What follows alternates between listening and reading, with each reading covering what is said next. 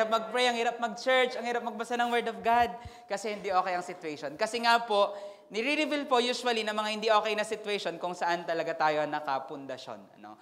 So, kaya ang nais po ng Panginoon sa Kanya pong kabutihan tayo nakatayo, nakapundar, nakapundasyon. Bakit? Kasi kapag sa Kanya po tayo nakatayo na hindi nagbabago, hindi ka rin maapektuhan. Maganda man o pangit ang nangyayari, alam mo na ang Diyos ay mabuti. Sabihin mo sa katabi mo, ang Diyos ay mabuti. Isagot mo sa nagsabi sa iyo sa lahat ng panahon. Last Friday po, tayo po ay nagkaroon ng recognition ulit sa atin pong mga estudyante ng Lipa City Senior High. Kaway-kaway sa mga estudyante natin. Yan. Wala yung dalawa. Anyway, dito. So, amazing po na makita po yung mga estudyante. Actually, ako po personally ay nagagalak sa ginagawa ng Panginoon sa kanila. Naniniwala po ako na sinimulan ng Diyos ang kanila pong pananampalataya, ang pag-ayos po ng kanila pong mga buhay. No? So, bagaman tapos na po, nakakasad kasi tapos na yung this sem, no? Kahit po sila, sino dito ang sad na last day niya na? Sabi nila, taasan sila, ganyan. Kasi naniniwala po ako na ang dala ng salita ng Diyos ay kagalakan. Naniniwala po ba kayo doon? Amen. Kahit nga po tayo, every time we read the Word, every time we go to church, naramdam po natin yung joy na dala ng Word of God. Kaya ako po'y naniniwala ito po'y may impact sa kanila. And some of them, actually, around 300 po yun, yung estudyante. More than 300 po yung tinuturuan natin. Dahil nga po magbabakasyon na, mga 250, 240 na lang po yung pumunta. So, ang dami pa din po na that time, they are willing na ayusin yung relationship nila kay Lord. At I believe ito yung ginagawa ng Panginoon. Nire-revive niya yung doon totoo pong values na nagbumula sa salita ng Diyos. Some of them nag-testify, ito po yung dalawa sa kanila, panoorin po natin. Ay, hindi pala yung testify. Ano yung natutunan mo?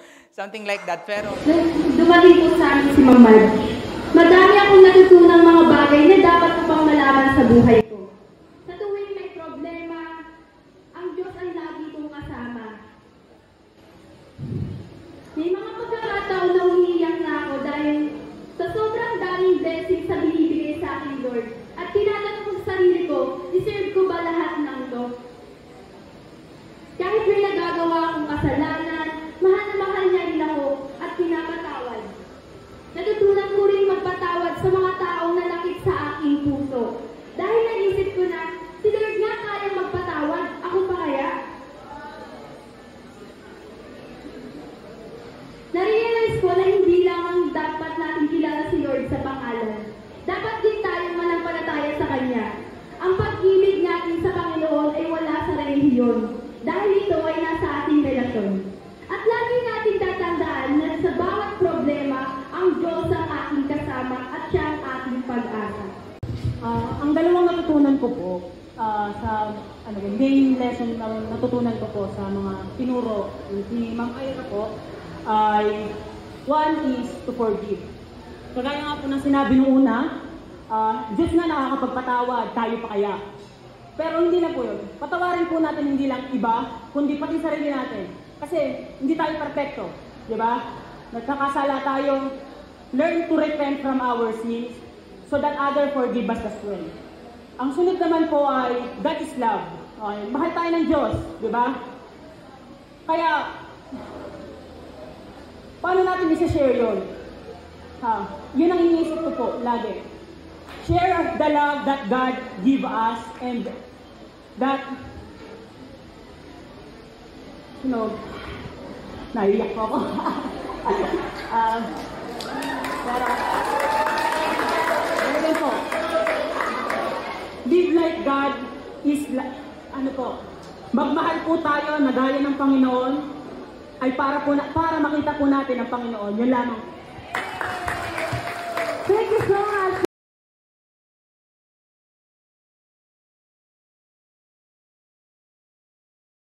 natuwa po ba kayo sa napanood ninyo?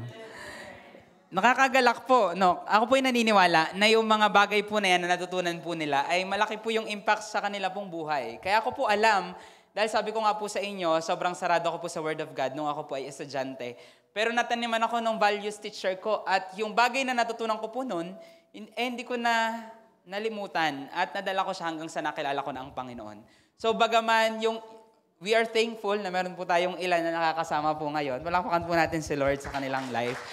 Na they want na gusto pang mapalapit sa Lord. Pero naniniwala po tayo na the rest ng hundreds po na yon na nataniman ng totoo pong values na mula po sa salita ng Diyos ay magbubunga po ito one day sa kanila pong buhay.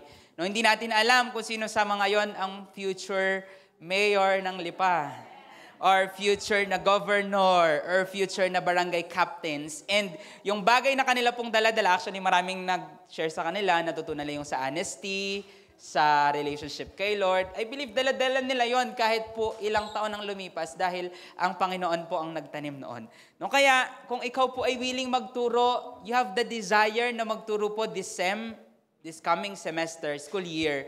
June po yung start. No, magsabi na po kayo sa inyong mga leader. Kung kayo po ay may free, especially po Thursday or Friday or any day ng week, pwede po kayo magsabi para, basta weekdays po para pwede po natin yan maset just in case magkaroon ng klase ng ibang araw.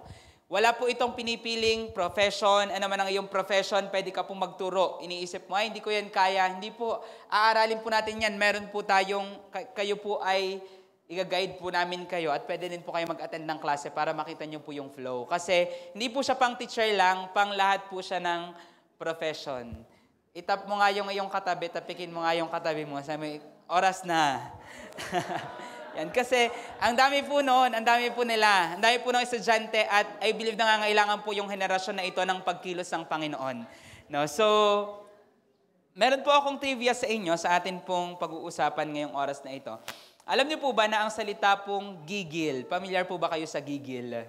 Meron ba, nakapi ba yung picture dyan?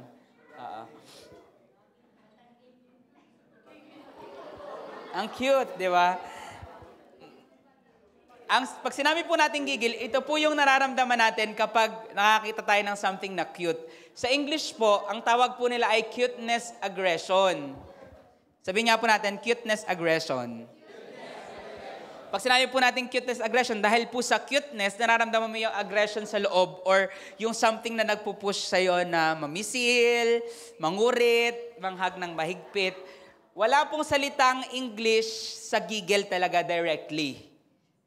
Kumbaga, walang one word for that. Dahil dyan, ang salita pong gigil ay naging official na English word ngayon lamang pong March 2025. Ito po ay dineclare ng Oxford Dictionary na hiniram na salita mula sa Pilipino para ilarawan, sabi dyan, definition, ito po yung definition ng Oxford Dictionary. Dictionary po na updated ngayon pong March. Tagalog word that describes a strong feeling when you see something very, very cute and adorable. So yun daw yung nararamdaman mo. Pag ang cute-cute, nagigigil ka ba dyan sa katabi mo?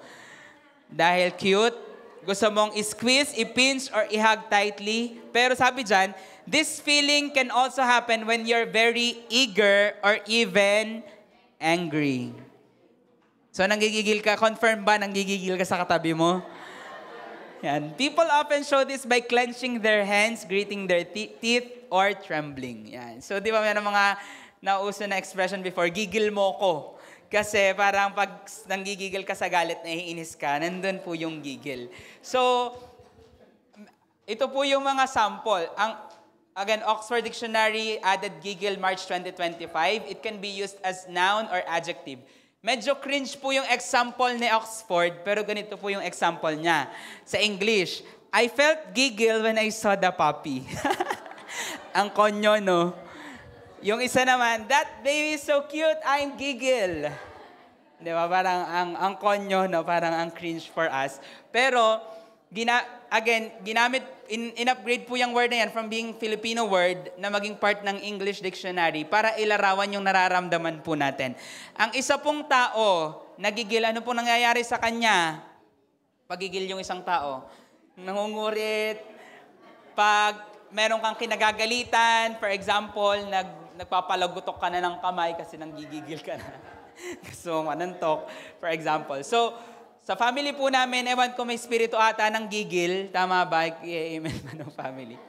Kasi, naalala ko po noon, growing up, ako po personally, naranasan po akong panggigilan. Ako po kasi nung bata medyo tabain. At bilog na bilog po yung mukha ko, yung pisngi ko. Tapos lagi pong pinagigilan, hinihila po nila yung baba ko, yung pisngi ko. Kinakagat pa yan. As in, naging buhay ko po yun. Every time may makakasalubong ako, tanggap ko na masasaktan na naman ako. Kaya lagi akong umiiwas sa mga tao kasi pipisilin yung pisngi ko, yung baba ko. Yung mga 0.5 inch po ng baba ko, hindi po yan buto. Yan po ay laman. Ewan ko kung dahil sa kahihila ng mga tao. Pero yun po yung naging ugali nila. At the same time, naalala ko po, meron po akong tito na pag nakikita ang mama, pinanggigigilan. Sabi, pandit.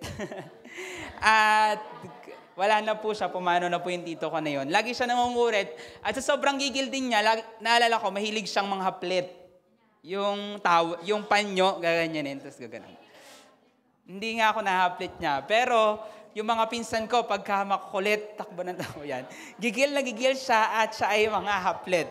So, naalala ko din po, nung ako po ay bata, ng salvage po ako ng bibe. Kinakwento po ng mga mama. Hindi ko po ito alam. Ako po ata ay ilang taon ako noon. 1 year old, 2 years old.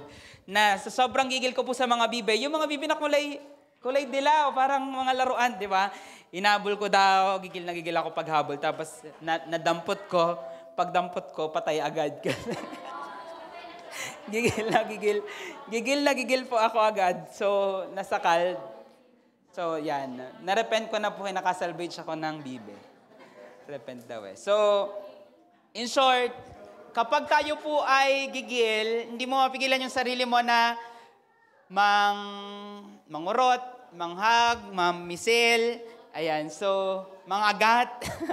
So, tayo po ay, ganun po nararamdaman natin kapag tayo po ay gigil. Ikaw po ay nagiging unstoppable. Tinama yung katabi mo kung yan ay unstoppable. Alam niyo po ba na sa atin pong pananampalataya, same thing po. Ang nais po ng Panginoon, hindi po mawala sa atin yung gigil sa atin pong pananampalataya. Ngayon, ang tanong ko po sa inyo, may gigil ka pa ba? May gigil ka pa ba? Naalala niyo po ba yung una mo nakilala ang Panginoon, tapos ramdam mo yung gigil sa yung pananampalataya? Na parang nung una mo nakilala si Lord, gusto mong sharan lahat ng gospel, nasa jeep ka, gusto mong ipag-pray yung katabi mo, pumupunta ka sa iyong pupuntahan, pero nakakita kang may sakit, alam mong kayang pagalingin ng Panginoon. Lahat, kumbaga, babanggain ka ng lahat, ang bumangga ay giba dahil sa gigil mo sa pananampalataya. Alam niyo po, ang nais po ng Panginoon ay ibalik ang atin pong gigil. Kaya ang pag-uusapan po natin ngayon ay Oplan, balik, gigil. Yan. So, naniniwala po ako na sa araw po na ito, yung pananampalataya po natin, yung pag-ibig po natin sa Lord, at yung gigil po natin para sa paglilingkod sa Kanya ay ire-restore ng Panginoon. So, kung tingin mo, whether ikaw ay narito sa lugar po na ito or nanonood online, share this stream. Yan, itag niyo po ang inyong friends. Ay naniniwala po ako, ibabalik ng Panginoon ang atin pong gigil sa Kanya, sa paglilingkod po sa Kanya. Ang sabi po sa Romans 12:11, sige nga po, open your Bible sa Romans 12:11. Basahin ko po muna sa Tagalog. Sabi po sa Romans 12:11, huwag maging tamad. Ouch po ba o amen?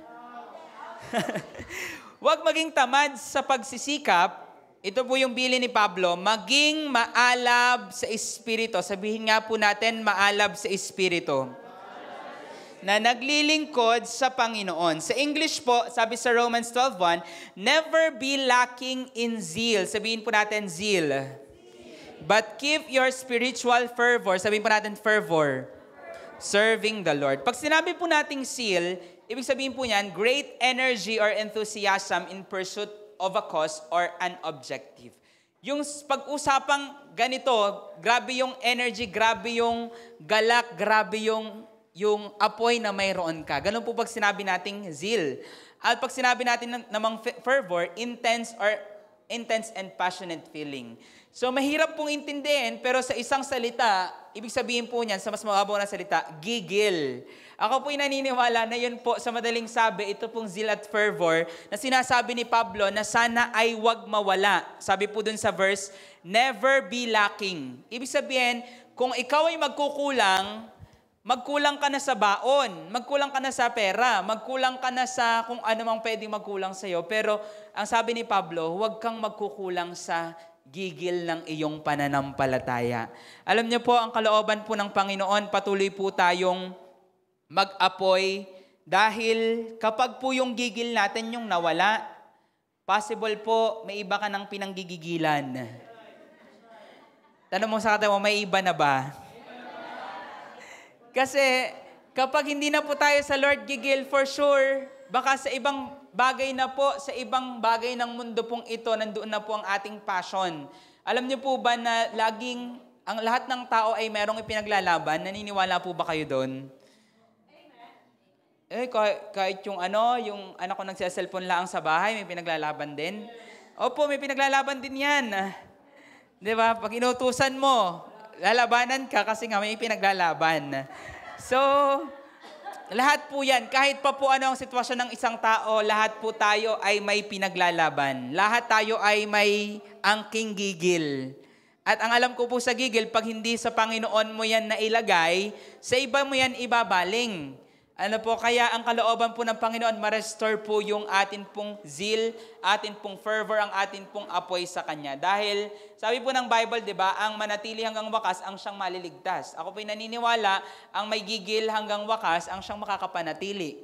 Kung wala kang gigil, darating yung time, mananagumpay po yung gigil ng kaaway sa'yo. Dalawa lang po yan, either ikaw yung may gigil o ikaw yung panggigigilan. Kaya marami pong Kristiyano yung nangangawawa kasi akala po nila ay pwedeng hanggang gitna lang. Alam niyo po sa Panginoon, hindi pwedeng gitna, hindi pwedeng pwede na, hindi pwedeng okay na to. Sa Panginoon, ang sabi ng Lord, either ikaw daw ay malamig na sagad or mainit na nag-aalab. Hindi pwedeng maligamgam or malahininga. Dahil pag doon ka natagpuan, hindi lang sa itatapon ka ng Lord sa impyerno. Actually, hindi kailangan ng Lord gawin yon kasi yung kasalanan mo mismo ang magtatapon sa'yo doon. At ang mangyayari po, sa parating na paghihirap, mga parating na pagsubok, alam niyo po ba na ang daming nakasalang na mga paparating? Naranasan niyo po ba minsang maglaba? Tapos isang salang ka pa lang, tapos nakita mo yung gadambak pa na labahin. Parang nadi-discourage ka na agad na, ang dami pa, parang nakakatamad naman. Tapos naisip mo na lang, pag hindi ko rin ginawa ngayon, hindi lalo na rin dumami, kaya gagawin ko na. So, ang point, kapag nakita po natin, alam niyo po kapag nakita po natin yung mga nakasalang na paghihirap, makikita mo na grabe, kakayanin ko ba tong mga gatambak na ito na paghihirap? Alam niyo po, kaya sinasabi ng Panginoon, hindi pwedeng malahininga. Sabi mo sa katama, hindi pwedeng malahininga.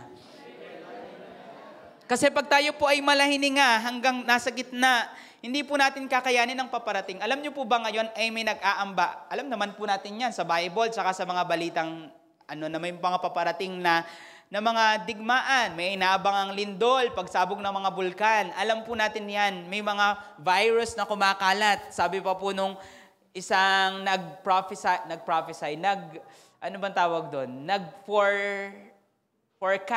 Nag-forecast ng paparating po na COVID-19, hindi pa po ito marating. Sabi niya, may virus din daw na mas matindi pa sa COVID-19 na paparating at magsa-start daw ito sa US. May ganun silang sinasabi, yung mga tao naghahaha sila kasi syempre, yung virus, pwede naman itong i-curate at pwede rin itong, of course, in declaring that, parang they are opening doors. Pero, ang point, may mga ganoon pong sinasabi. At ngayon din po, may initan po na nangyayari sa China at sa Taiwan. Ang Taiwan po, malapit po sa Pilipinas, malayo. Malapit, nasa norte lang po yun, malapit po siya sa Batanes. At, kumbaga nandun na, may lumilibot na po na mga aircraft dun sa Taiwan na galing po sa China. So, the moment po ito na mag-start, makapadala po ang US ng backup, babackup din po ang Japan, ang Korea, kasi sa United Nations. At kapag, ang sabi po ng atin pong pamahalaan, hindi makikialam ang Pilipinas, malibang madamay ang Pilipinas. Imposible namang hindi po madamay kasi nandun lamang po tayo. Yung libot po na yon, nandun po yung mga mga warships, lilipad po dyan ang mga pandigmang eroplano. In short, pwede po talaga tayong madamay. At the moment po ito yung mag-spark, ito po ay World War III. So, meron naman po talagang nilulutong World War III bago bumalik po ang Panginoon. Pero, hindi po natin alam yan kung kailan mangyayari. Ngayon, sinasabi ko po ito, hindi po para manakot, kundi para sabihin po sa inyo, seryoso po yung kalalagayan po na mayroon tayo ngayon. At kapag yung gigil po natin sa pananampalataya ang nawala, delikado po tayo. Na tayo po yung sunod na mawawala sa paglilingkod sa Panginoon. Alam niyo po, ngayon po ay, ano pong meron ngayon? Palm Sunday po ngayon. No? Sineselebrate po ng Sangkakristyanuhan ang inaalala po, kine-commemorate yung pumasok po si Jesus sa Jerusalem. At meron po sila dalang mga palms o palaspas. Palaspas po ba talaga ang tawag sa palm? Yung palm po kasi, yun po yung puno sa Israel. May palm din po dito, yung mga dahon noon. At yung palaspas po, ito po yung sinisimbolize nito ang victory ni Jesus. Kumbaga, kapag po sa Israel, sa mga Hudyo nung time po na yun, kapag meron silang dalang palaspas, ibig sabihin, yung pinagpapalaspasan nila ay dinedeclare nila ang katagumpayan. So, in celebration. Ito po ay prophetic picture, symbolism ng mangyayari pong katagumpayan ni Jesus sa krus ng Kalbaryo. So, yung Holy Week po, Monday, Tuesday, Wednesday, inaalala naman po natin doon yung mga araw bago po si Jesus inaresto. So, yung pangangaral niya, basta yun po yung inaalala natin doon kung hindi po kayo aware. At Monday, Thursday, or Huwebes Santo, inaalala po natin doon yung inaresto naman po si Jesus. At siya po ikukulong at nung gabi po na yon. Friday naman po, ano pong inaalala natin doon? Pinako po si Jesus at siya po ay pinatay. Saturday, yun po yung panahon ng pag-aantay. Yung mga disciples, namatay yung kanilang Panginoon. Kumbaga si Jesus ay nilibing, nasa libingan siya. At Sunday naman po, yun po yung Resurrection Sunday. So celebrate po natin yan next week. And by the way, singit ko na po pala, sa darating po Sunday, meron po ulit tayong fasting. No? So corporate fasting po ulit yun. Let's fast for... Alam niyo po, ito po ay habit natin pong ginagawa to really seek the Lord para talaga po magpakumbaba sa Panginoon. So after service po sa Sunday, pag kayo po ay available, meron po tayong services na para tayo po ay manalangin sa hapon po na yon. So, sa-celebrate po natin yan sa Sunday, yung resurrection, muling pagkabuhay ng Panginoon. Malalaman po natin yan on the coming Sunday. Pero, alam niyo po, sa story po ni Jesus, nang siya po ay inaresto, familiar po ba kayo sa pagkaka-aresto ni Jesus? Taas po ang kamay. Nang napanood mo na or nabasa mo na sa Bible yung storya na ito, na inaresto po si Jesus. Meron pong, yes, madami naman. Majority po sa atin, alam po natin yon. Alam niyo po ba na yung storya ng pagkaka-aresto kay Jesus ay punong-puno ng mga tao na gigil? Tinang mo yung katabi mo kung may gigil yan. Alam niyo po ba na yung storya po na yon, ang nakita ko po, while meditating yung storya po ni Jesus, na siya po'y inaresto, ay punong-puno po ito ng mga tao nagigil. Buksan niyo po ang inyong mga Bible sa Lucas 22. Pwede niyo pong sundan yung pagbabasa, pero akin pong ikakwento sa inyo. So ito po'y i-skim po natin yung pagbabasa po natin sa mga verses na ito. At ang goal po natin, kung bakit po natin yan babasahin, para makita po natin kung sino-sino sa mga taong yan yung may gigil at anong nangyari sa mga taong may gigil. No? Tingnan nyo po. So sa chapter 22, sa mga first verses po, yung mga religious leaders, sila po ay nagplano na si Jesus po ay patayin. Alam niyo po ba ang rason kung bakit nila pinatay si Jesus at bakit nila pinagplanuhang patayin si Jesus? Sino po nakakaalam? Meron po akong papremyo. Gusto po nilang patayin si Jesus dahil lumalawig po ang kanyang influence at ang tingin po ng mga Pariseo, winawasak po nilang pananampalatayang Hudyo. At blasphemous si Jesus, kiniklaim niya na siya ay Diyos. So in short, threatened po ang mga Pariseo. At dahil po dito, nagplano po sila na patayin ang Panginoon. Nakikita po natin na yung mga religious leaders, may gigil po ba or wala? May gigil. Kanino po sila gigil? Kay Jesus. So kita nyo po agad, gigil na gigil po sila sa Panginoon. Another thing, habang nangyari po yan sa verse 3, makikita nyo po, pumasok si Satanas kay Judas na tinatawag na Iscariote na isa sa 12. Alam nyo po kung bakit pumasok si Satan kay Judas? Ito po yung patunay na kahit Kristiyano ka pala, pwedeng pumasok ang kaaway sa iyo para ipagawa sa iyo ang gusto niyang gawin. Bakit? Kasi kapag tayo po'y nagbukas ng pinto sa kaaway, papasok ang kaaway. Parang pinto lang po ng bahay natin. Pag binuksan niyo po ba yung pintuan, pwede mong pagbawalan ang mga lamok, ang langaw, ang ipis na pumasok? Hindi. Papasok yan pag mayroong daan. Naalala ko po nung isang araw, habang ako pinasa sa kwarto, biglang tumutunog yung aircon po namin na ganyan, lumalagitik. At naisip ko, tumitingin po ako, sabi ko, siguro ito yung sinasabi nung mag-aircon na madalas daw ay kinakasira ng aircon ay yung pinapasukan ng butiki doon sa may higupan. At dahil po doon, nasisira yung aircon. Sabi ko, ito na ata, may nastak atang butiki sa loob. So, tinititigan ko po siya. Maya-maya, may lumabas na. Nagulat po ako. Bumungad sa mukha ko. Ang lumabas po ay ipis. So, kumano po. Gulat po ako kasi saan ang galing yun? Sarado po lagi yung kwarto. And na-realize po namin kanina, possible, dun po siya dumaan sa tuluan. Yung tuluan po niyan, kasi tubo po yun. Baka dun siya pumasok kasi may mga ipis dun sa kanal, dun sa labas. So, kapag meron pong daan, merong papasok. At wala kang choice kung butiki man yan, ipis, daga. Kung kasya ang daga doon, hindi kasya. Pero kung mayroong daanan, ay papasok. At dahil po si Judas, alam niyo po ba may gigil din po si Judas? Alam niyo po yung gigil ni Judas kung nasaan? Nasaan po? Nasa pera, nasa kayamanan. Kasi siya po ay treasurer po ng disciples at lahat po ng sinusow ng mga tao sa kanya po napupunta at ang sabi po ng Bible, ninanakawan yun ni Judas. At nakita niya ang pagkakataon. Yung gigil ng mga Pariseo, nagtagpo sa gigil ni Judas sa kayamanan, kaya pinagbenta niya si Jesus sa magkano pong halaga? 30 pirasong pilak. So, nung time po na yun, mahal na po yun. Pero dahil po sa gigil ni Judas sa pera, kaya po ingat po tayo sa gigil natin kung saan natin inilalagay. Amen? Kasi si Judas po, nakontrol po siya nung gigil na yon sa kayamanan. At dahil po doon, sabi sa verse 3, pumasok si Satanas kay Judas. Kaya ang sabi po ng Panginoon, yung pag-ibig po natin, saan daw po ilalagay sa kanya ng buong buo. At ang root ng all evil, ano po ang root ng all evil? Love of money. Patunay po sa buhay po ni Judas na pag tayo po ay gigil sa hindi kalooban ng Panginoon, ay pwede tayo magbukas ng pinto sa kaaway. Makikita po natin sa mga sumunod na pangyayari dyan, kung i-skim nyo po dun sa verse, again, nandyan pa rin po tayo, ay si Jesus po ay nagpatawag ng hapunan, huling hapunan. Ito po yung Last Supper.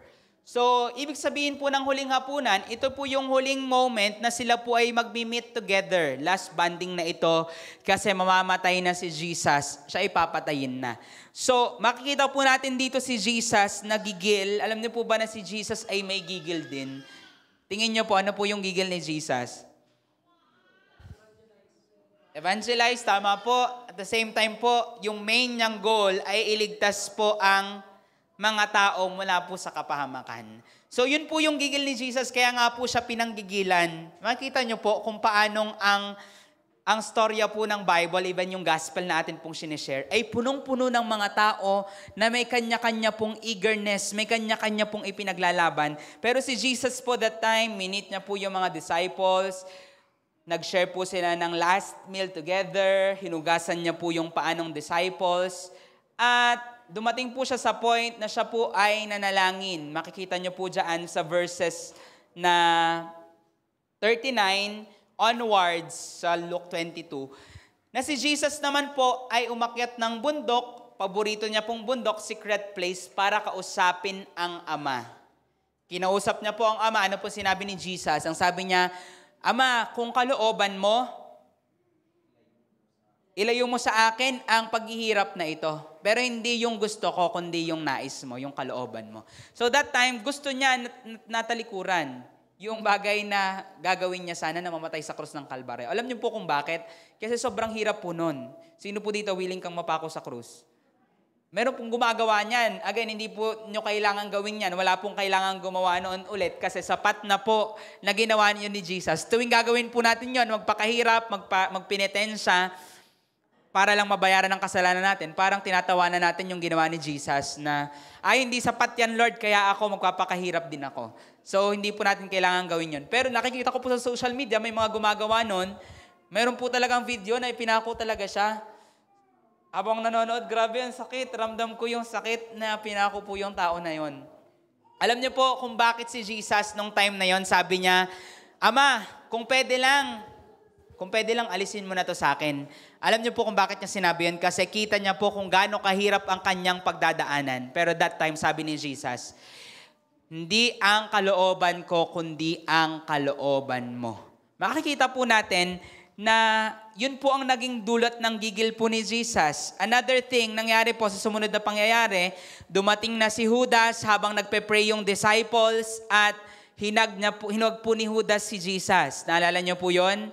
At ang sabi kasi ni Judas sa mga manghuhuli kay Jesus, kung sino ho ang aking yayapusin, yun ang inyong huhulihin. Kasi baka kung sinong mahuli ninyo, gabing-gabi po ito. So hinag niya si Jesus. Sabi ni Jesus, Judas, pinagbenta mo ba ako sa pamamagitan ng isang halik, ng isang yakap? So, grabe po yun, no? Imagine ikaw si Judas, tapos sinabi sa iyo ni Lord, parang alam na alam talaga ni Jesus yung gagawin mo. So, hinuli na po ng mga sundalo si Jesus at narito ang isang disciple na sobrang gigil. May dalang tabak. Ano pong ginawa niya sa tabak? Tinaga ang tainga ng isang sundalo na manghuli kay Jesus. Gigil, hindi. Gigil. Pero sala ang pinaglagyan ng gigil. Sabi ni Jesus, huwag mong gawin yan. Ang pumapatay sa tabak ay papatayin din sa tabak, sabi ng Panginoon. Ano pong ginawa ni Jesus sa tenga? Pinulot niya yung tenga ay kinabit. Amazing po ba? Amazing. Di ba? Parang wow, ang kulit lang nung senaryo po na yon na kinabit ni Jesus yung natagpas na tenga.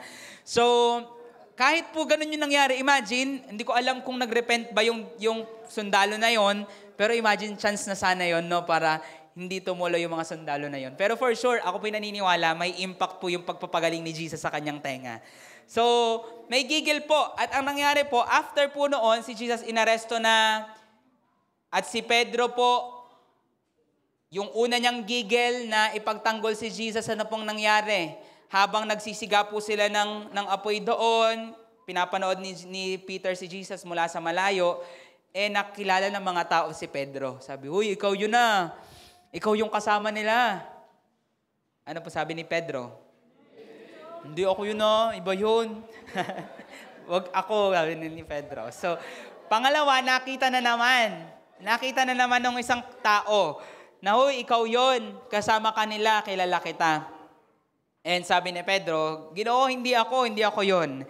And lastly, ito na, yung pinakataong gigil. Ang sabi po sa verse 59 ng Luke 22, nang makaraan, ang may isang oras, may isa pang nagpipilit. Sabi nga po natin, nagpipilit. Nagpipilit na nagsasabi, tiyak na ang taong ito ay kasama rin niya sapagkat siya'y taga Galilea. So dahil po may isang gigil na, wala na, hindi na umubra si Pedro. At that time, nangyari po yung sinabi ng Panginoon na, "Pedro, ikakaila mo ako ng 3 beses bago tumilaok ang manok." Pagkatapos po nung gigil na yon, yung manok tumilaok. At mula po sa malayo, si Jesus tumingin sa kanya. Naalala mo yung sabi ko sa iyo, "Pedro, ikakaila mo ako." Sabi mo, hindi Panginoon, mamamatay ako para sa iyo." And naalala yun ni Pedro. Dahil po naalala niyo yun, anong nangyari kay Pedro? Babasahin niyo po dyan, humagulhol po siya, sobrang kapaitan na kanyang naramdaman. Nagrabe, totoo nga, tinanggi ko ang Panginoon. Hindi ko pala, mali pala ang gigil na mayroon ako. No? So, that time po, ang ginawa kay Jesus, nilibak siya, hinampas siya, dumating po yung umaga, nagkatipon po yung mga tao, iniharap po si Jesus sa mga tao na parang mangangampanya pong politika. Pero hindi po pangangampanya ang gagawin, kundi si Jesus po ililibakin, lalaitin at kakawawain sa kanila pong kalagitnaan.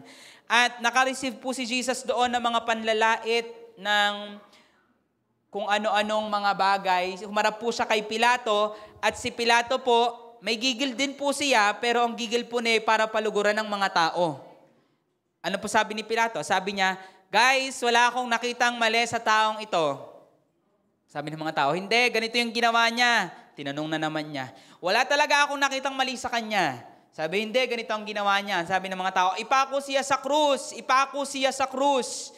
At sabi po dito, ay pinipigilan sila ni Pilato, pero that time, sumigaw pa rin po ng sumigaw ang mga tao sa sobra po nilang gigil na mapako po si Jesus sa krus. At dahil po doon, si Pilato po, pumayag na siya na ipako si Jesus sa krus. At doon na po nangyari yung crucifixion ni Jesus, siya po ay namatay at siya po'y inilibing. Again, yung good news naman dito, ang Diyos po na sinasampalataya natin, hindi nanatiling patay. Amen.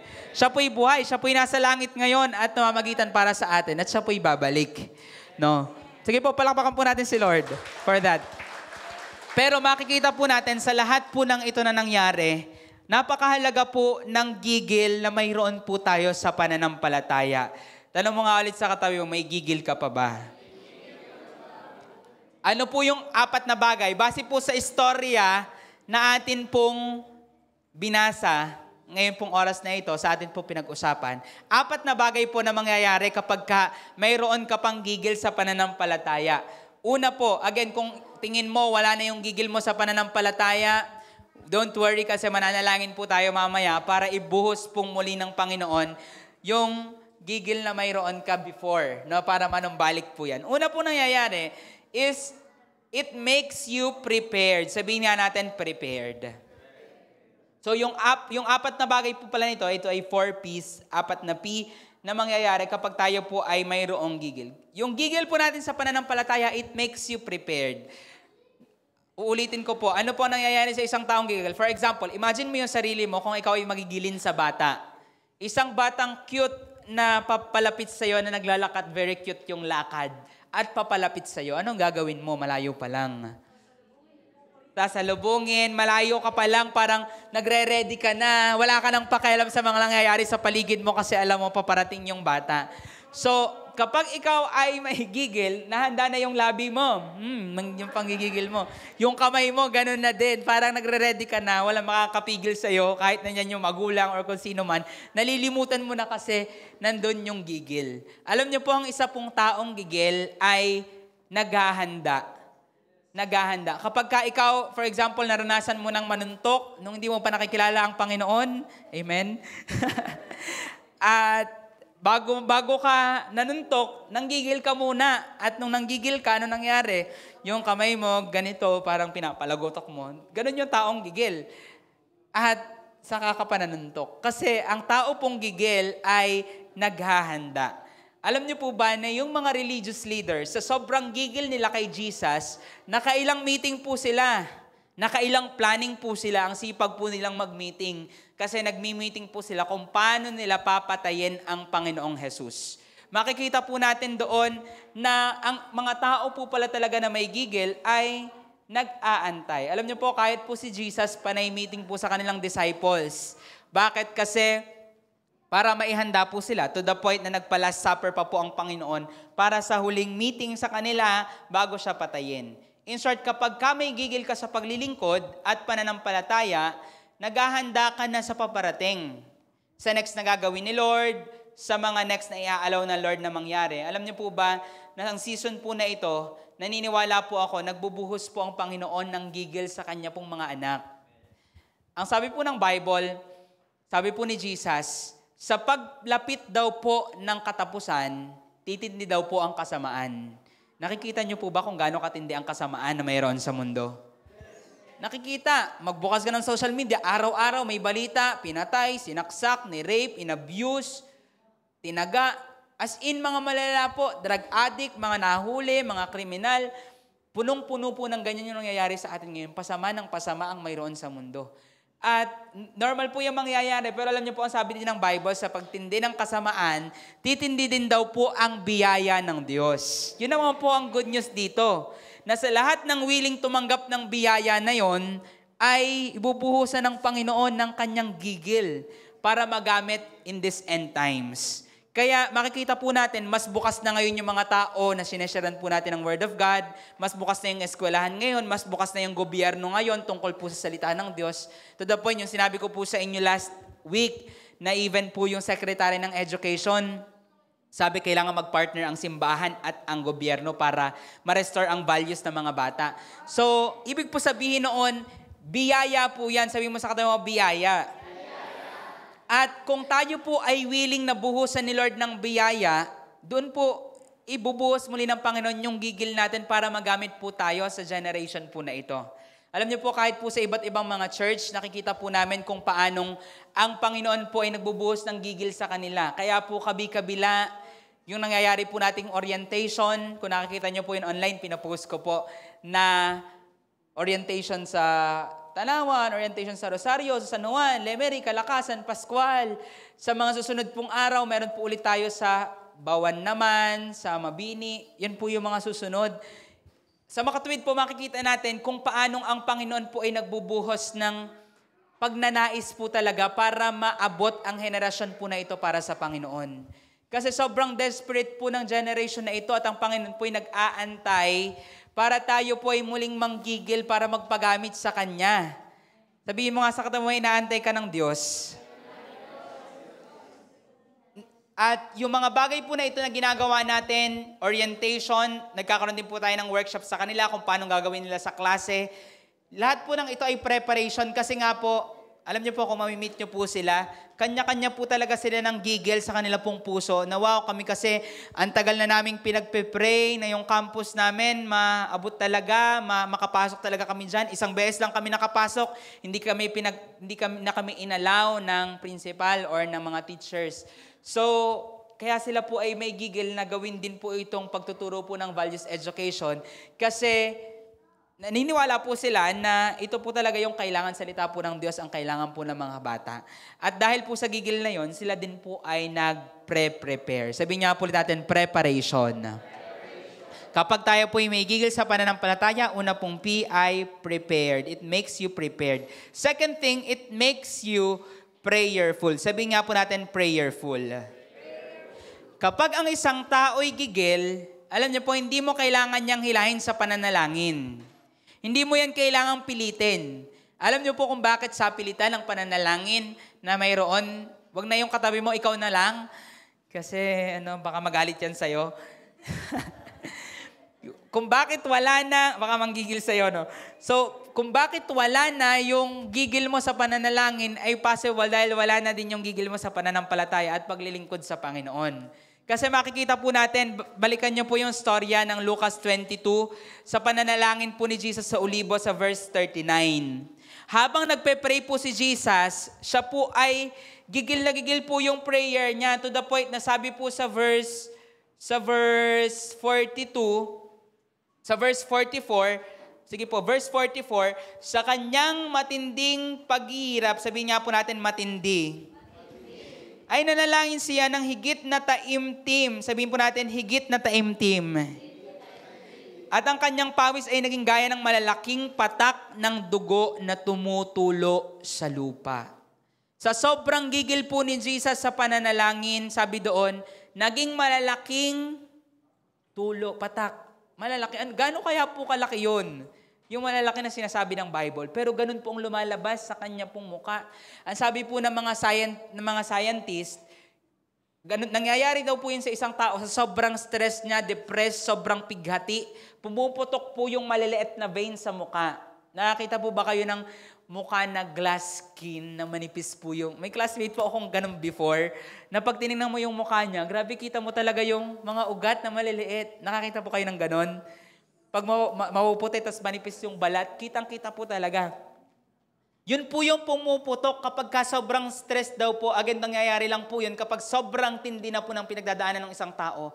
Pumuputok po yung mga veins na sa mukha at dahil po doon, naghahalo po ito sa pawis, may halong tubig at lumalabas po ito sa mukha. Ganon po yun nangyari kay Jesus. Dahil po sa gigil niya na mangyari ang kalooban ng Diyos kahit sobrang hirap ng kanyang pagdadaanan, siya po ay nagpatuloy at siya po ay nanalangin. Tingnan niyo po ha, si Jesus nagigil na nanalangin. Pero yung disciples, ano po nangyari sa kanila? Tulog. Tingnan mo yung katabi mo kung wala nang gigil. Hindi pa naman.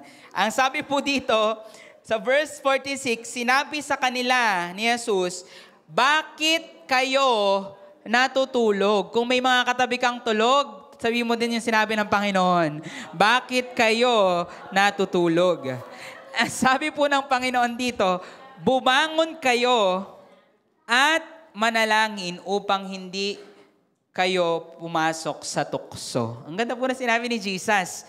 Hindi niya sinabing para hindi kayo pasukan ng tukso. Yung evil spirits pumapasok, pero yung sabi po dito, para hindi kayo pumasok sa tukso. Kasi tayo po pala ang pumipiling pumasok sa tukso. Alam niyo po yan, na hindi po yung tukso lang ang lumalapit. Yung tukso lumapit, pero ikaw yung pumasok doon sa tuksong lumapit. Ang point po, dumarating po talaga yon. Pero ang sabi ng Panginoon dito, kapag ikaw ay nananalangin, mapapagtagumpayan mo yung tukso. At ang dahilan po, alam niyo po ang dahilan kung bakit po sila nakatulog? Tanong mo sa katabi mo kung anong dahilan nila. Alam niyan. Malamig, pwede. Pagod, pwede. Malungkot, ang ganda po. Yun po talaga ang nakasulat sa Bible. Sa tindi ng kalungkutan nila. Alam niyo po, habang minimeditate ko po ito nito lang, yun po yung revelation, parang rema po sa akin yun, wow, hindi pala sila tulog dahil gabi. Hindi pala sila tulog dahil lang pagod. Sila pala'y tulog dahil sa loob yung pagkapagod na naramdaman nila. Alam niyo po kung bakit sila sobrang pagod sa loob? Kasi sinabi ni Jesus, papatayin ako, huhulihin ako, huling gabi na to, huli na ang anak ng tao, ipagkakanulo siya, ganito ang gagawin sa kanya. In short, sa meeting po na ginawa po nila sa Last Supper, heavy po talaga ito. At ang nangyari pa, nasabi ni Jesus lahat ng pagdadaanan niya, at dahil po doon yung disciples, hindi po nila matake. For sure sila po yung nag-umiyak ng mga oras po na yun. Dahil po sa kalungkutan na mayroon sila. At dahil po sa sobrang lungkot, sabi po doon sa verse 45, naratnan silang natutulog dahil sa kalungkutan. Naranasan niyo po ba minsan yun nung umiiyak ka ng umiiyak, tapos hindi mo na namalayan yung sarili mo, nakatulog ka na sa iyak. Ang sabi po kasi ng siyensya, alam niyo po, naniniwala ako, gift po ni Lord yung luha. Ang sabi po kasi ng siyensya, tuwing umiiyak ka daw, nagre-release ang iyong katawan, ng iyong brain ng hormones para ma-relax ka. At dahil po doon, sa magandang hormones po na yon, ay nakakatulog ka. So yung luha, regalo yan ni Lord, no? Kaya kung yung katawan mo, umiiyak na yan dahil sa antok, napapaluhaan na yan dahil sa antok, regalo yan. Sa yung sa katawan, regalo yan. At this time po, nakatulog po yung disciples dahil po sa kanilang kalungkutan. Pero makikita po natin, malungkot nga sila pero hindi na sila gigil. Nawala yung gigil, sala sa hulog. Si Jesus po na may gigil, ano pong ginawa ni Jesus? Nanalangin. At makikita po natin yon, ang isa palang taong gigil ay nananalangin. Ngayon, ang iyong gigil, kung ikaw yung taong nahihirapan sa prayer, at alam po natin yan, hindi naman talaga madaling manalangin. Kasi una, kinakausap mo yung Diyos na hindi mo naman kita. Pangalawa, alam mong may Diyos pero hindi mo alam kung umaabot ba sa Kanya yung prayer natin or diringgin ba ng Diyos yung pananalangin. Yun po yung mga paunang hadlang kung bakit mahirap manalangin. Pero alam niyo po, kung ikaw yung taong hirap na hirap manalangin, ito po yung kailangan natin, ipanalangin mong ibalik ng Diyos yung iyong gigil. Kasi nung panahong gigil ka, hindi ka naman hirap manalangin. Gigil na gigil ka din sa prayer. Ang point, ang iyong gigil ang magdidikta ng iyong pananalangin. Ang mga taong may gigil sa pananampalataya ay nagiging mapanalanginin. Hindi mo kailangang utusan, hindi mo kailangang diktahan, hindi mo kailangan nasabihan ng kung ano man dahil ang tao pong may gigil ay nagiging mapanalanginin. Sabihin mo sa kanila, kailangan na natin ng gigil. Naalala niyo po, nung panahon nagigil ka para sa kaligtasan ng iyong pamilya? Naalala niyo po yung panahon na yon? Ano pong ginagawa mo ng mga oras na yon? Matindi ang prayer mo, may pag-iyak ka pa, may paghagulhol ka pa. Araw-araw mong pinagpe-pray. Nakalista pa ang pangalan nila, iniisa-isa mo ang pangalan nila sa Panginoon. Bakit? Kasi gigil ka. Anyari ngayon. Tanong mga sa kanila, anyari. Alam niyo po kung bakit nawala na yung panalangin for them kung ikaw yung tao na yon ay na-assess mo, ano, hindi na ako nakakapag-pray for them. Kasi possible po, wala na ang gigil. Alam niyo po kung ikaw ay gigil para sa henerasyong ito, hahagulgul ka para sa mga kabataan at susunod na henerasyon. At alam niyo po, ang dahilan kung bakit natutulog ka na lang instead na mag-pray, kulang na sa... Ang sabi ni Pablo, again, never be lacking in zeal. Huwag mawala yung apoy, yung alab po ng ating puso. Again, kapag tayo po ay may gigil, it makes you prayerful. Sabihin po natin, prayerful. Thirdly, kapag tayo po ay may gigil, it makes you powerful. Alam niyo po, si Judas, dahil po sa gigil niya sa pera, naibenta niya ang Diyos. Sino po dito kaya mong ibenta ang Diyos? Si Jesus po, binenta niya sa halagang 30 silvers. Feeling powerful po siya nung oras na yon. Dahil po sa gigil ng mga religious people, nalaman po nila kung sino ang kanilang pwedeng konektahan. Alam niyo po ba na kapag tayo'y may maling gigil sa maling bagay, meron tayong gigil sa maling bagay, ang kaaway nagpapadali din po siya ng mga koneksyon para mangyari yung gigil na mayroon ka. At parang feeling mo minsan, wow, sinend ito ni Lord para mangyari yung gusto ko. Pero kung huhukayin mo yung gusto mo, makasariling pagnanais, at dahil sa makasariling pagnanais, hindi galing sa Diyos yung dumating sa buhay mo. Alam niyo po kung paano kaya nalaman? Dahil kita po natin sa verses na ito. Sa gigil ng mga Pariseo na huliin si Jesus, si Judas nakipagtulungan sa kanila. Bukod po dito, kung babasahin niyo po yung Bible sa chapter 23, sige nga po, open your Bible, chapter 23, verse 12 ng Lucas. Nakakatawa po ito na pangyayari. Medyo epic, medyo ang cute lang ng happenings na ito. Nang araw ding iyon, ay naging magkaibigan si Herodes at si Pilato sa isa't isa, sapagkat sila'y dating magkagalit. Dahil po pala sa maling gigil, kapag meron po tayong maling gigil, kahit yung mga kaaway mo, willing kang maging katulong para lang mangyari yung mga gusto mong mangyari. Ang point po, yung gigil po, it makes us powerful. Paano pa po kaya kapag yung gigil natin ay hindi sa maling bagay, kundi sa tamang bagay?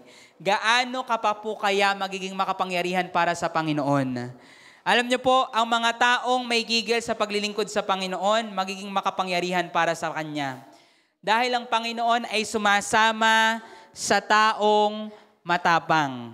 Pwede po bang ulitin natin yon? Ang Panginoon ay sumasama sa taong matapang. So kung ikaw ay may tapang, sinasamahan ka ng Panginoon. Tingnan niyo po ang sabi ng Lord, Mateo 11:12. Mateo 11, verse 12. Ito po yung sinasabi ng Panginoon tungkol sa Kanya pong kaharian. Mula sa mga araw ni Juan na pagbautismo hanggang ngayon, ang kaharian ng langit ay sapilitan. Sabi nga po natin sapilitan. Sapilitang pinapasok at sinasakop ng mga taong mararahas. Sabihin po natin mararahas. Pinapakita po dyan, kailangan pala kung tayo po'y parte ng kaharian ng Diyos, maging marahas tayo. Hindi marahas in a negative way na meron kang dalang baril at pag ikaw ay nagkaroon ng road rage ay mamamaril ka. Hindi in a way na magiging violente ka na physical na ikaw ay manununtok para sa Panginoon. Hindi po. Pag sinabi po ng Bible na marahas, ay ibig sabihin, ikaw ay aggressive para kay Lord. Gusto mo na gawin ang kalooban niya, ikaw ay mabilis sumunod at ginagawa mo yung mga sinasabi niya. Alam niyo po, nung time po na ito ay, ang sinabi po ng Panginoon, naging violent daw po yung mga tao sa pagsunod sa Kanya. At dahil po doon, nag-advance ang kaharian ng Diyos. Ngayon, kung ikaw yung tao, gusto mong makapaglingkod ng powerful kay Lord, sino po dito gusto mong maging powerful para sa Panginoon? Ang kailangan po natin, mabalik po sa atin yung gigil na nagmumula po sa Lord. Lastly po, last P, again, nagiging powerful po tayo. Last po ay nagiging prevailing. Sabihin nga po natin, prevailing. Ibig sabihin po nito, ang mga taong gigil, sila po yung nananagumpay. Sila po yung nananaig. Alam niyo po kung bakit nananaig ang mga iba't ibang mga bagay sa buhay natin? Kasi nga po, nawawala na yung gigil. Naalala nyo po last time, pinag-usapan po natin na mayroong isang natanim sa tabing daan, yung isa sa batuhan, yung isa ay sa tinik, yung isa naman sa matabang lupa. Alam niyo po kung bakit nadaig, kung bakit hindi sumibol yung tatlo? Dahil sila po ay nadaig. Alam niyo po ba sa mundong ito, padaigan lang po ng gigil. Pagigilan lang yan. Naranasan niyo po ba minsan na makipagtalo sa isang taong gigil? Yan. Ang isa pong taong gigil, lagi pong mananalo kahit pa hindi tama yung pinanggigigilan. So, ganoon din po actually sa atin pong paglilingkod sa Panginoon. Kung sino po ang mas gigil, siya po ang nananalo. Kahit gaano katamang yung pananampalataya, kahit gaano ka on point ang iyong pag-faith sa Panginoon, ay madadaig ka at madadaig kapag ka nawala ang iyong gigil sa pananampalataya. Kaya nga po, ang sabi po ng Panginoon, alam niyo po ba ang sabi ng Panginoon sa Bible, sa New Testament, bago dumating po ang wakas, manlalamig ang pag-ibig ng marami. Marami po ang tatalikod. Marami po ang hindi tutuloy sa pananampalataya. Of course, ang declaration natin doon, hindi ka kasama doon sa marami. Amen. Tayo po ay kasama doon sa mananatili hanggang wakas. Pero alam niyo po ang sabi kung bakit marami pong mga tao ang tatalikod sa pananampalataya kasi yung gigil po nila ay mawawala. At kapag wala po yung gigil po natin, ikaw ang panggigigilan ng kaaway at ikaw ay madadaig. Alam niyo po ba kung bakit si Jesus naipako sa krus? Kasi gigil na gigil po yung mga Pariseo, yung mga Hudyo po, gigil na gigil po sila, sigaw nila, ipako siya sa krus! Ipako siya sa krus! Sigaw po ng mga tao sa sobrang gigil nila. Nakalaban po ba si Jesus? Hindi. Dahil una, pinrophesy naman yun na hindi talaga siya lalaban. Pangalawa, kalooban ng Panginoon na siya ipako sa krus, kaya hindi talaga siya lumaban. Pero ang point, na naig ang marami, hindi dahil marami sila, kundi dahil sila yung gigil. Tingin niyo po ba, kung hindi pumayag si Poncio Pilato na ipako sa krus si Jesus, mapapako po ba siya sa krus? Hindi. Kasi kahit marami yung mga tao, may isang Poncio Pilatong mas gigil para iligtas si Jesus, hindi siya maipapako sa krus. Again, naipako siya dahil kalooban ng Panginoon, pero naniniwala po ako, kahit nag-iisa ka na may gigil sa iyong pamilya, yung gigil na yan, kayang kumilos ng Panginoon para iligtas sila. Kahit nag-iisa ka sa campus, estudyante ka, may gigil para sa henerasyon na ito, kaya kang gamitin para yung mga kaklase mo makakilala sa Panginoon. Kahit nag-iisa ka sa iyong mga katrabaho, sa mga tao sa paligid mo, pag may gigil ka, kaya kang magamit ng Panginoon powerfully para sa kanila. Alam niyo po yung inaantay lamang, gigil. Sabihin nga po natin, gigil. Kung sino po ang may gigil, sila po ang nagtatagumpay. Tingnan niyo po yung verse na ito sa 1 Corinthians 15:55-57. Huwag niyo na pong buksan, basahin po natin dito sa unahan. Sabay-sabay po nating basahin kasi nagpapakita po ito ng natamo ni Jesus dahil po sa gigil niya na mailigtas ang mundo. Basahin po natin in 1, 2, 3. Ganap na ang tagumpay. Nasaan o kamatayan ang iyong tagumpay? Nasaan na ang iyong kapangyarihan? May kapangyarihan lamang ang kamatayan sa atin dahil sa kasalanan. At may kapangyarihan ang kasalanan sa atin dahil mayroong kautusan. Ngunit salamat sa Diyos dahil binigyan niya tayo ng tagumpay sa mga bagay na ito sa pamamagitan ng ating Panginoong Hesukristo. Palakpakan po natin si Lord. Sabi po dyan, bagaman si Jesus ay pinanggigilan, mukhang nagtagumpay ang kaaway. Siguro nung time na yon humahalakak si Satan. Wow, napatay ko ang anak ng Diyos. Pero ang hindi niya alam, ang anak ng Diyos ay mabubuhay. At dahil po doon, tatalunin ng ating Panginoon ang kamatayan. Bagaman si Jesus ay pinanggigilan at mukhang nagtagumpay ang kaaway, yung gigil ng Panginoon ay nagdala sa iyo ng kaligtasan. Dahil po sa gigil na yon, ikaw ay may kagalingan. Dahil sa gigil na yon, ikaw ay may kalayaan. Palakpakan po natin si Lord dahil po sa gigil ng kanyang pag-ibig.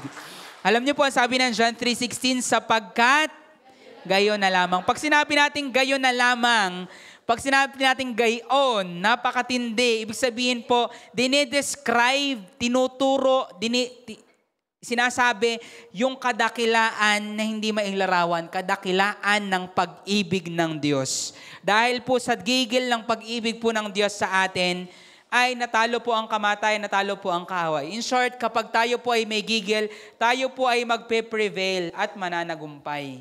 Ang katwiran po ng mga Batanggenyo, mawala na ang yaman, wag lang ang... Naniniwala po ako bilang Kristiyano, dapat katwiran po natin, mawala na ang yaman, wag lang ang gigil. Bakit? Kasi pag yung gigil yung nawala sa pananampalataya, mangangawawa ka. Again, sinasabi ko po ito, hindi po ito para sa akin. Ito po ay para sa iyo. Para sa kaligtasan ng pamilya na pinaglalaban mo. Para sa henerasyon na umaasa sa pagkakatawag ng Diyos sa iyo. Ang nais po ng Panginoon, ma-restore po yung gigil. Sino po dito gusto mo palagi kang may gigil para sa Panginoon? Amen. So, paano po tayo magkakaroon ng gigil? Ito na po yung huling bagay and then tayo po yung mananalangin. Una po, kailangan mong malaman na it is only by His grace. Ito ay sa pamamagitan lamang ng Kanyang biyaya. Wala pong taong gigil na may gigil lamang siya ng Kanya. Ito po'y binuhos ng Panginoon na biyaya sa Kanya para po siya'y manggigil para sa Panginoon. At dahil po doon, alam mong sa biyaya lang ito ng Panginoon, hindi mo kailangan itong paghirapan. Of course, may mga part na tayo dapat gawin, may parte po tayo para bumalik yung gigil natin. Pero kauna-unahan po, mahalagang panampalatayanan mo na ang Panginoon ang nagbibigay ng gigil sa mga mananampalataya para maglingkod sa Kanya ng maapoy. At sapat po iyon para ito po ay ating hingiin sa Kanya. Second thing po, para ma-restore po yung gigil na mayroon tayo, focus your eyes on things above. Focus your eyes on things above. Alam niyo po ba na ang totoo, lagi kang may panggigigilan. Lagi po yan. Kumbinsido ka ba doon na ikaw may sarili ka ding gigil? Pero ang maganda po dito, kung ano ang iyong tinitingnan, iyon ang iyong pinanggigigilan. Diba yung bata, bago ka naman ang gigil dun sa bata, tinitigan mo muna, langkit ng bata, tingnan mo. At yung tiningnan ng katabi mo, ano po nangyari dun sa katabi mo? Nanggigil din, parang nakakahawa yung gigil. No? Kasi tiningnan ng katabi mo, yung batang tinuturo mo na nakakagigil siya. So, ang point po, kung ano ang ating tinitingnan, yun ang ating pinanggigigilan. Kaya ang sabi po ng Bible, sa Colossians 3 verse 2, dito po sa English version, set your mind on things above, not on the things on the earth. Sabi po ng Bible, kaya ituon mo ang iyong paningin sa mga bagay na tungkol sa taas, tungkol sa next na life, sa langit, at huwag dito sa mundo lang. Kasi kung sa mundo ka nakatingin, dito ka manggigigil. Naranasan niyo po ba na manood ng isang reel sa Facebook na seafood or yung favorite mong pagkain? Ano ang iyong nararamdaman? Nakakagigilan, sarap naman, parang makapagluto nga din ng seafood. Kaya parang yung gusto mong sunod na lutuin, yung napapanood mo. Kasi nga, kung ano ang iyong tinitingnan, yun ang iyong pinanggigigilan. Ang point po nito, kung gusto mong maibalik ang iyong gigil sa pananampalataya, muli kang bumalik sa mga bagay na patungkol sa Diyos. Tinitingnan mo pa ba ang iyong Bible? Binubuksan mo pa ba ang iyong Biblia? Nakakapanalangin ka pa ba? Nakakausap mo pa ba ang Panginoon? Kasi kung hindi na po, yan po ang dahilan bakit tinatabangan ka na sa mga bagay ng Diyos. Alam niyo po kung bakit tinatabangan? Tinatabangan ka na sa mga bagay na patungkol sa Diyos kasi nga baka ang pinanggigigilan mo na yung mga bagay ng mundo. Yun lamang po yan. Kasi dalawa po ang sabi po ng Panginoon. Hindi pwedeng dalawa. Yung gigil ka sa bagay ng Diyos at bagay ng ng mundong ito, hindi pwedeng sabay. Pipili ka lang. Ang isa ay iibigin mo at ang isa ay kagagalitan mo. Kaya ang tip po ng Bible, tip po ni Apostol Pablo, ituon mo ang iyong paningin. Alam ko, ang daming distraction. Alam ko, andyan ang mga alalahanin. Pero sabi ni Pablo, ang tip niya para sa atin, ituon mo ang iyong paningin sa mga bagay ng susunod na buhay. Kasi kapag doon po tayo nakatuon, ay tayo po'y manggigigil sa mga bagay na patungkol sa Diyos. So, kung tayo po yung mga tao na tingin mo ng mga nakaraan, ang gigil, ang apoy na mayroon ka ay nasa mga bagay ng mundong ito, hinihingi po ng Panginoon, repent of that. Repent of being so gigil na mga bagay ng mundong ito. Repent of being so gigil. Di ba? Ang cringe nung English na ito. Pero, official na siya, pwede natin gamitin. Na sobrang gigil tayo masyado sa kasalanan, ang nais ng Panginoon, atin po yung pagsisihan. Kasi kung bakit ka gigil na gigil gawin yung mga kasalanan na yung nako-commit, ay possible dahil nga nagsisimula lang po yan sa patikim-tikim, sabi nga po ng isang kanta. Hindi po agad tikim-tikim patingin-tingin muna. Bago kasi yung patikim-tikim, patingin-tingin nagsisimula. Ano man pong kasalanan, madalas po nagsisimula yan sa patingin-tingin. Kaya ang sabi ng Bible, ituon natin ang ating paningin sa mga bagay na susunod. Yung bagay po na makalangit, na mga bagay po tungkol sa Panginoon. So, again, yun yung second step. Third step po, dwell in God's presence. Dwell in God's presence. Ugaliin po natin na mamalagi sa presensya ng Diyos. Kasi kung gusto po nating mahawa sa gigil na mayroon ang Panginoon, kailangan nating manatili sa kanyang presensya kasi naroon yung gigil. Naranasan niyo po ba minsan na umagang-umaga, ang ganda ng gising mo, tapos yung mga kasamahan mo sa bahay, may pinanggigigilang kapitbahay. At na, ano ka nangyayari? Ano ga iyon? At nakiosyoso ka. Ano mangyayari pagkatapos makiosyoso? Gigil ka na din sa pinanggigigilan nila. Kasi nga po, kung sino ang iyong sinasamahan, yun yung makakahawa sa'yo. Same thing po sa Panginoon. Kung gusto mong magawa yung mga nais ng Diyos na gawin, gusto mong panggigilan yung mga pinanggigilan ng Diyos, ang nais po ng Panginoon, makipagniig ka sa Kanya bawat araw para makuha mo yung puso ng Panginoon. Ang sabi po sa Romans 12:11, yung binasa po natin kanina, tingnan nyo po, open it, basahin po natin hanggang verse 12. Lagi nating nababasa yung 12:12 na yan. Pero tingnan niyo po. Doon po siya nagsimula. Romans 12:11, huwag maging tamad sa pagsisikap. Maging ano daw po? Ano po sa translation nyo? Huwag maging tamad sa pagsisikap, maging masipag sa inyo po. Sa akin po ay maging maalab sa Espiritu na naglilingkod sa Panginoon. Yun po yung gigil, maalab. Tingnan niyo po sabi sa verse 12, magalak kayo sa pag-asa, maging matiisin sa kapighatian, at matyaga sa pananalangin. Ano daw pong gagawin sa pananalangin? Magtyaga. Ibig sabihin po, yung gigil po natin, kung nais po natin ito, kailangan po nating tiyagain ang pananalangin, ang pagdwell sa presensya ng Panginoon.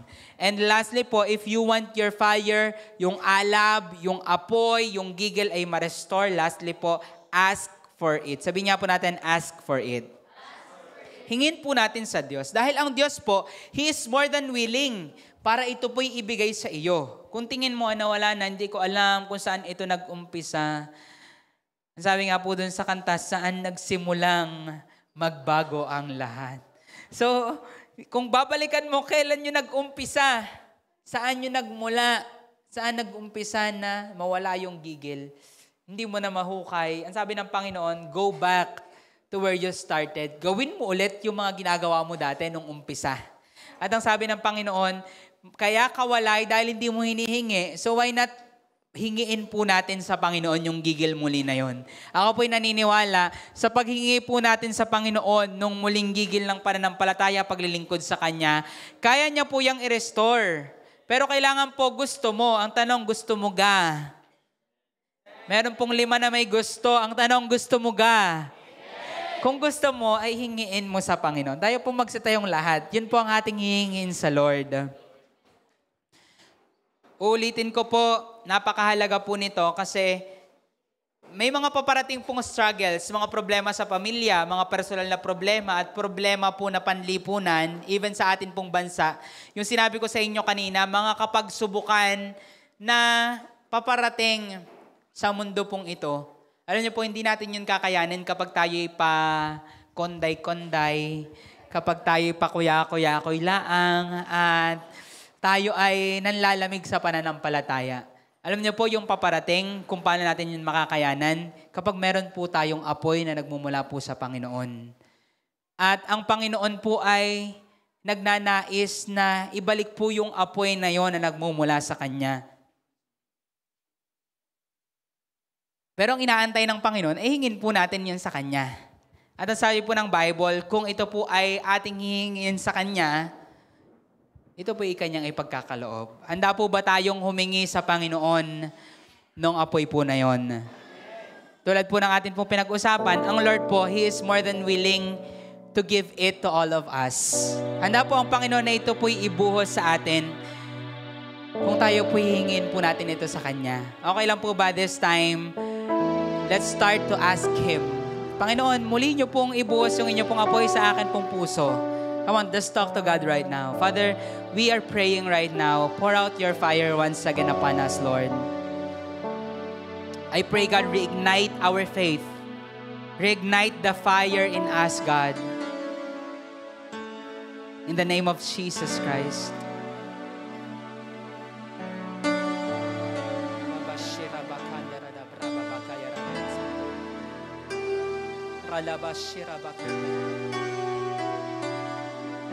Lord, pour it out today. Pour it out today, God. Set our hearts on fire once again.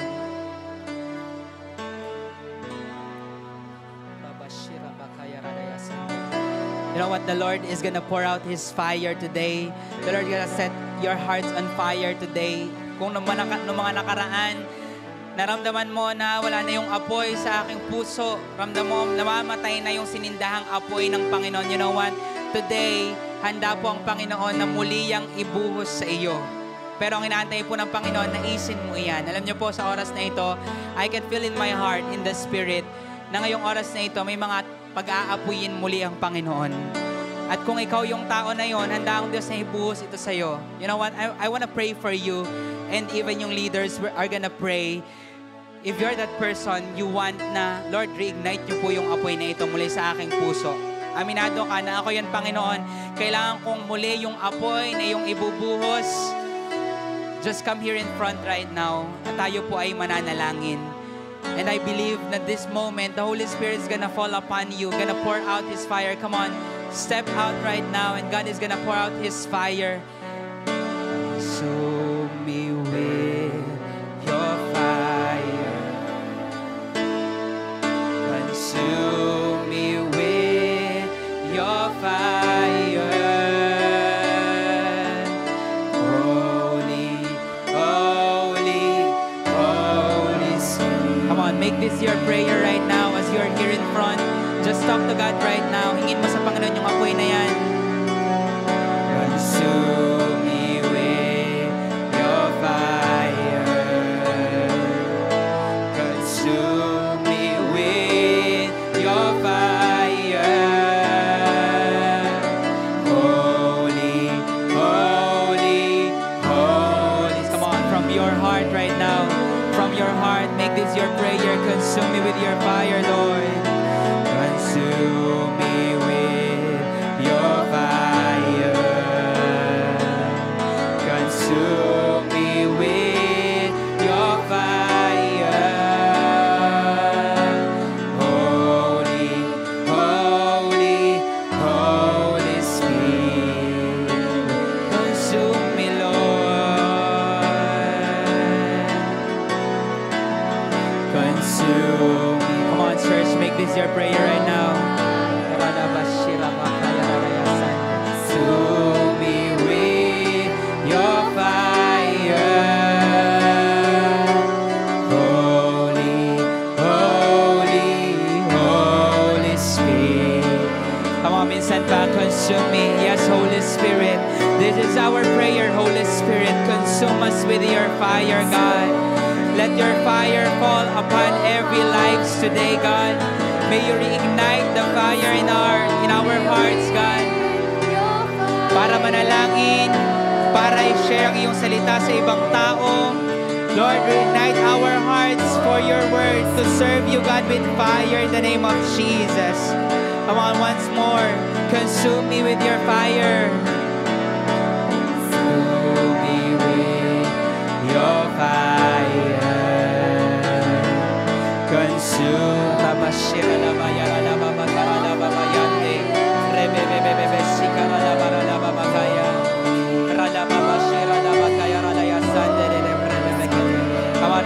last time, sing consume me.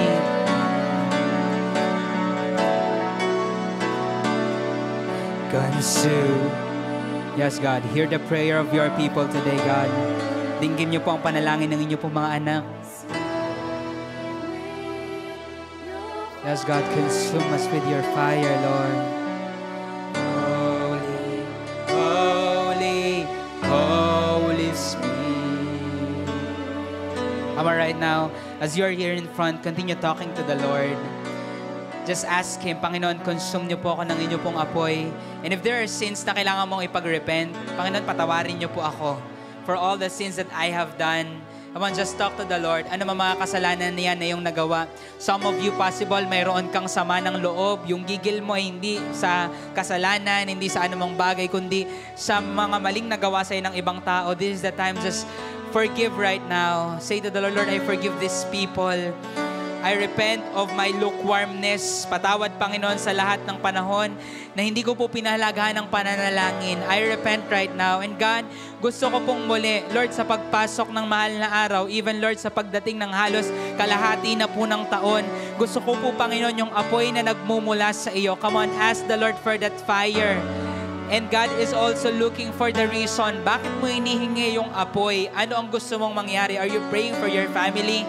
Are you praying for this generation? Are you praying na magamit ka sa eskwelahan, sa iyong mga katrabaho? Come on, just say to the Lord right now, Lord, pour out niyo pong muli ang apoy para magamit niyo po ang aking bibig para sa mga tao na ito, para sa mga nais niyo pong paggamitan sa akin. And I believe if that is from your heart, God is moving right now to pour out His fire upon you. And I'm gonna pray. The leaders are gonna pray. I invite the leaders, start to pray for people right now.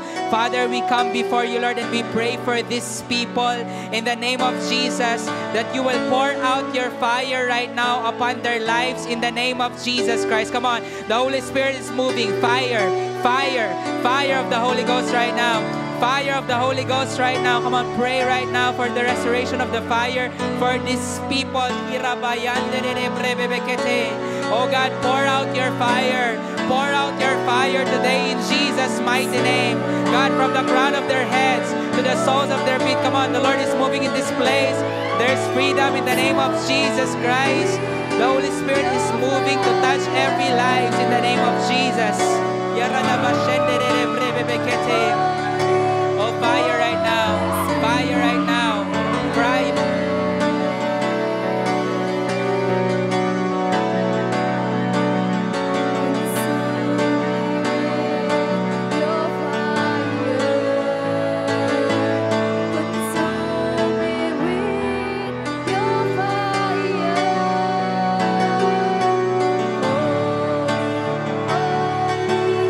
Oh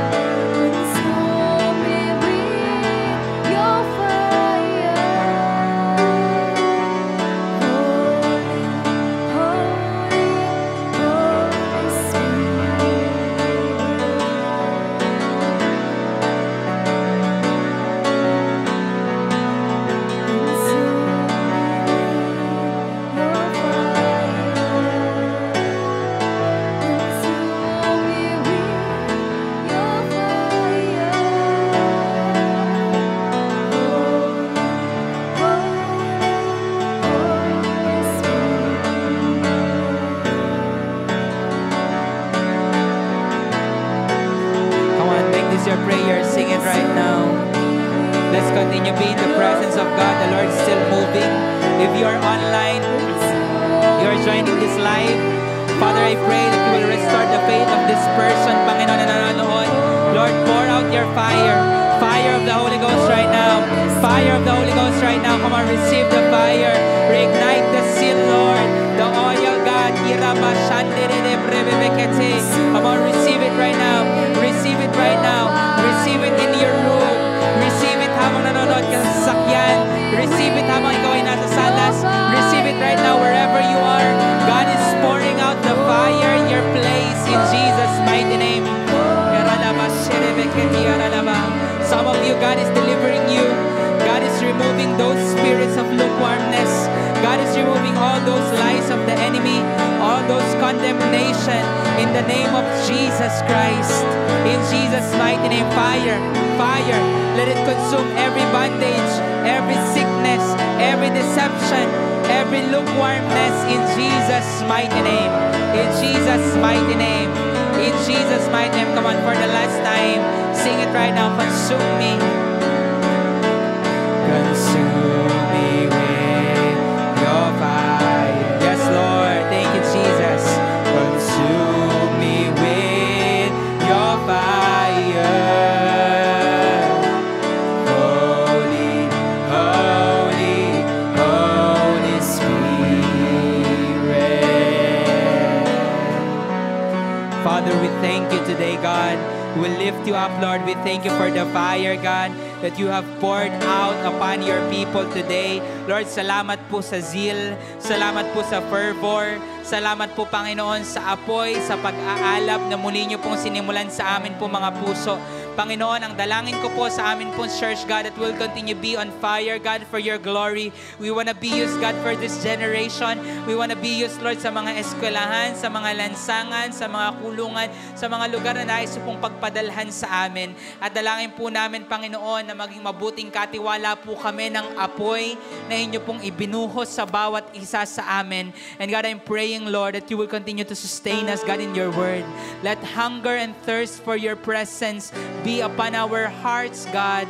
And you said in your word na mapalad ang nauuhaw at nagugutom sa iyo dahil kami po ay inyong pupunuin. Dalangin ko po ang kapunuan sa amin, Lord, bawat araw ng amin pong buhay.